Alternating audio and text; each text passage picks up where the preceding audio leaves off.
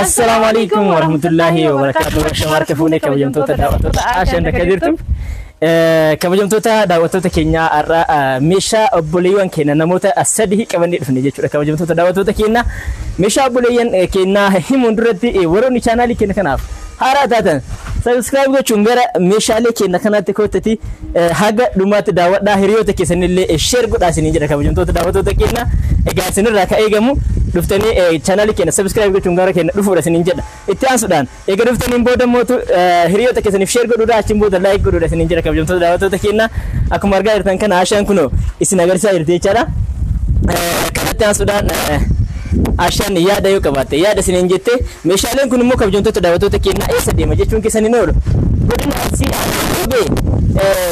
balee Gasgaar deema jechuudha kabajamtoota daawwattoota keenya warri seeruu dhuftaniitiin meeshaa keessan kana daawwachuu hin dandeettanii dhugama meeshaan kun asii ka'eetiin seeruu galaa jechuun keessan hin oolu akkanumatti deemee haala gaariin fe'amee kunuunsa gaariidhaan akka seeruu qopheessine makina 00 akkuma argaa jirtan kana kanaan dura bahee hojii hin eegaliniin isin feene geessuudhaaf qophaa'ee jira jechuudha kabajamtoota daawwattoota keenya inshallah rabbi yoo fedhe nagaa hangaleetiin istiidiyoo mana isaanii keessanitti illee akka amma istiidiyoo fakkaateetiin akkatti bareede kanatti mana isii keessallee akka bareedu abdii guddaa qaba Aashaan yaada isii jettee raawwate gamittaa nuti dabarra.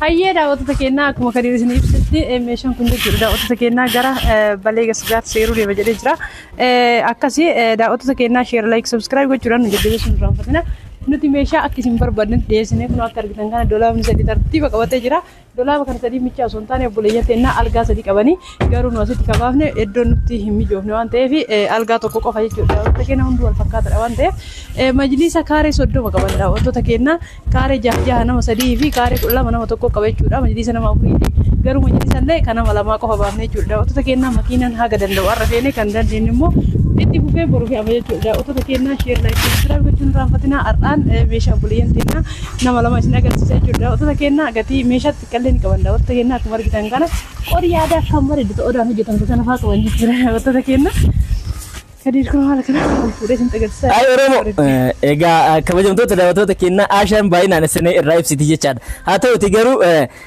fakkeenya bakka bu'aa mallattoo Oromummaa keenya odaa qabatee jechuudha odaan gaaddisa odaan immootu nageenya odaan immootu walitti dhufeenya hedduu mul'isa ka odaa waa tokko lamaan ibsuu hin dandeettu egaa qorii bifa kanaan hojjetamte dhufee meeshaa kana wajjin cuuqqoodhaan geessu sine egaa mara isillee akka itti bareechinu abdii guddaa qabna jechuudha kabajamtoota daawwattoota keenya maal isin jechuu barbaade kabajamtoota daawwattoota keenya akkuma isin jette Aashaan meeshaa kana isiniif ibsuu yaaltee jirti garuu sirriitti isin ibsite jechaadha meeshaa kana yeroo xalabamu nama 4 xalabatanii namni 3 doolaaba 3 algaa 3 akkuma san immoo firaasha 3 fi majlisa 3 qabanii hiriyaan isaanii hoo majlisa kaaree jaha bifuma wal fakkaataa ta'een ani yeroo baay'ee sabni keenya ijoolleen teenya Oromoon jechuudha yoo waan gaarii hojjetan waan gaarii hinaafuun gaarii maamire isaan illee waan bareedaa waliin xabalabatanii anallee mana kiyyaa hagalu anallee mana kiyyaa hagalu anallee mana kiyyaa hagalu jechuudha namni 4 majlisa wal fakkaataa 4 xalabatanii jiru kana viidiyoo itti aanu keessatti akkuma argaa jirtan hin argitanii haga dhumaatti nu wajjin turuu keessaniin affeeraa kenna waan biraa isin naffiru jechaadha amma Aashaan gatii tokko tokkoon isin beeksifti.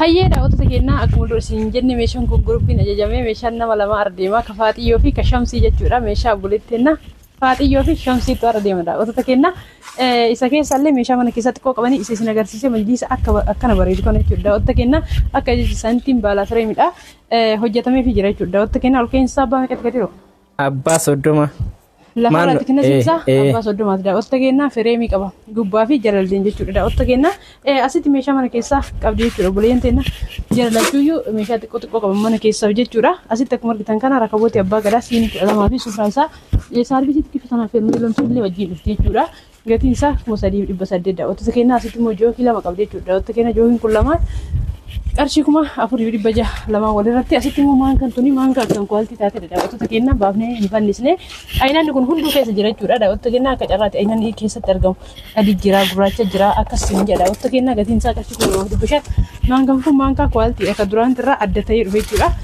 saanii zirgii firee 12 qabdi jechuudha daawwattoota keenya saanii zirgii firee 12 qarshii 1800 asitti immoo firii seetti qabdi kun firiin kun sadiin isaa walirra gurgurama xiqqaadha kun jiddu galeessa fi bal'aa gisee qophii adda addaatiif isin barbaachisuudha tirii akkam bareedduu taate dhaababa waan qabne malee kan muduraa dhihni binnu saniin takka jechuudha daawwatta keenya. Jiin Ramadaan illee dhufaa jira fataa jedhanii karatti nyaatantu jira. Sadaqaa wanta adda addaa du'aa gizee goosisan tirii guddaan kun isin barbaachisa jechuudha. Gatiin isaa qarshii 2,600 daawwattota keenya. Kan itti aanu burcuqqoo firee 2 qabdi. Burcuqqoon keessatti kaartoonii garagara malee burcuqqoo lachuu waluma fakkaata daawwattota keenya kaartoonii kun gurraacha taanaan burcuqqoo isaa gurraacha keessatti fakkaanne jedheeti bira burcuqqoon akkam jirti lachuu iyyuu kana fakkaata. Gatiin isaa qarshii 2,800 maandajaa kasalaa maandajaa akkaan guddaa ta'e qabdi. Maandajaan kun gatiin isaa qarshii 800 daawwattota keenya. Akkasumas ammallee meeshaa mana keessaa buleettinnaa taafee agarsiisa jechuudha daawwattota keenya. Asitti abbaa gadaatti jira ajajaan hojjetamte akkuma dura isin agarsiifne hedduu bareeddii gatiin isii qarshii lama yeroo ammaa kana kana fakkaata jechuudha daawwattota keenya.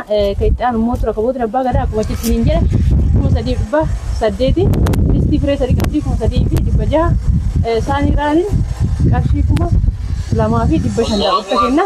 Tiriin kunii sunillee tokkuma jechuudha. Kan fakkaata daawwattota keenya share like subscribe gochuun hin irraanfatina. Asitti immoo akkuma argitan kana yookiin adiyya jira yookiin adiyya hayyee daawwattota keenya yookiin kun qarshii 800 yookiin burcuqqoo of keessaa qabu ni jira. Garuu kun xiraatiin isaa adda waan ta'eef gatiin isaa adda isaa 800 jechuudha. Asitti markajii liitira tokkotu jira. Asitti immoo mandajaa karabaatti jira. Mandajaan kun beekamtuudha qarshii 800 daawwattota keenya. Isaanii zirgii firee achitti lama argitanii asitti 6 jechuudha. 6 jechuun maashaa qarshii 900. Tiriin burcuqqoolleen bishaanii kun asitti firee 6 qabdi jechuudha. Obboleettiin teennaa meeshaa mana keessatti kan qaban kana fakkaata daawwattota keenya. Majlisa wal fakkaataa kaaree 6 qabanii majlisa kunoo akkuma argitan kana kaaree 6 hagam gaawar jettanii asuma arguu dandeettanii kana fakkaata daawwattota keenya. Majlisi kaaree 6 hedduu namatti tola daawwattota keenya kana fakkaata. Maayii jeedala gaara abdii qaba. Ayyee daawwattota keenya majlisni kaaree 6 kana fakkaata. Majlisni kun kaareen takka qarshii 15,500 daawwattota keenya. Kaaree hedduu ajajjan astaatii irraa isinii goona gara keessatti wajjin haasa'uu dandeenya jechuudha daawwattota keenya. Kuno majlisni obboleeyyan teennaa asirratti hababaa qaba. Asirrallee hababaa qaba jechuudha. Hababaa kana qabaachuun gatii isaa akka dabalu taasisa daawwattota keenya. Hababaa yoo hin qabaanne waan ta'e irraa isinii hir'ata. Deebi'ee mootuu gatii majlisa kanaa akkaan waddachuu asirratti fireemii qaba jechuudha. Daawwattota keenya akkuma argitan asillee fireemii qaba. Sababni isaallee inni kun mukarratti hojjetame duuba muka qaba jechuudha daawwattota keenya. Kana fakkaata isin jedha daawwattota keenya asittillee akkuma argitan xarabbeessaa garaachaa haala kanaan hojjetamee fi jira jechuudha. Daawwattota keenya share like subscribe gochuun irraanfatinaa. Viidiyoon keenya qaarraa kana fakkaata. Dolaaba kana sadiin gatii isaa isinitti hima. Majlisni kun ibsunillee tokkuma jechuudha. Xiqqinasiin isaa gatiin isaa waa hundi isaa tokkuma jechuudha daawwattota keenya. Kun akkuma argitan kana asitti dolaaba firee 3 wali qajeelchinee jirra. Firee algaan firee tokko qofatu ba'e jechuudha daawwattota keenya. Dolaabni kun dolaaba duraallee biratti beeytanii jechuudha daawwattota keenya. Keessaa kun akkuma argitan kana gatiin sulqataa jiraate masqayaa qaba jechuudha daawwattota keenya.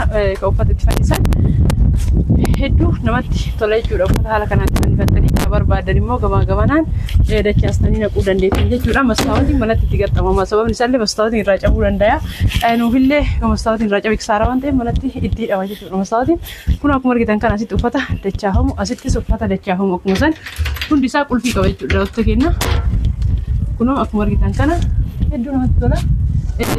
Hundi wal fakkaataadha kana fakkaata. Jalaan immoo hunduyyuu jira tokkoon kunoo sababa qaba jechuudha daawwattota keenya. Hundi wal fakkaataadha masaabaa 4 qaba jechuudha. Kanaan majlisni kun asittillee kiyyoomaan agarsiifna akka hin jenne isillee kunoo wal fakkaatallee yoo ta'e abbaan waan fi ilaaluu ni barbaada waan ta'eef daawwattota keenya kana fakkaata. Kunoo beebii tiraas qabaa dakkaa qabaa hedduu namatti mijaa'aa daawwattota keenya dhiifama. Kana fakkaatti hin jennaa share like subscribe gochuun irraanfatinaa. Viidiyoon keenya har'aaf qabannee dhufne kana fakkaata. Algaan kun beekamaadha jedhee bira taree algallee irratti qabee kan isin agarsiisa. Gatiin algaa kanaa qarshii 29 daawwattota keenya. Firaashni qarshii 16,000 kana fakkaatti. Umurree jirra. Assalaamu alaikum warahmatullaahi wabarakaatu.